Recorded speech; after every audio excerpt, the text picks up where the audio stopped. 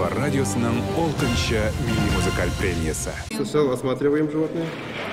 У этой кошки видит только один глаз. Почему и как его вылечить? Ответы на эти вопросы дает Райхан Байрамов. Он ветеринар из Высокогорского района. Профессии 8 лет. Ветеринарных врачей мало кто приезжает, молодых специалистов.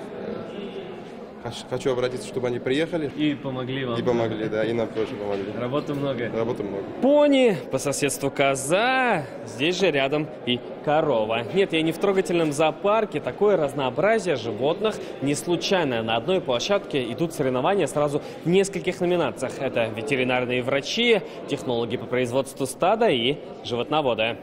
Готовим, обрабатываем место для инъекции. А это Зульфат Габдулин из Мамадыша готовится ввести инъекцию козе. Не переживайте, он только готовится. Животные в безопасности, а вот конкурсанты заметно волнуются. Разговариваешь методом жестов, как бы поведением.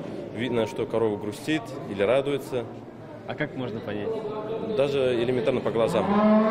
Да. Смотришь на глаза корове и видно, грустные или хорошо. Ветврачи, механизаторы, агрономы и даже экономисты. На конкурсе 9 номинаций, и все они из области АПК. На площадке 120 участников. Победители получают бесплатную стажировку в Германию на 2 недели, чтобы повысить свои компетенции в сфере агропромышленного комплекса.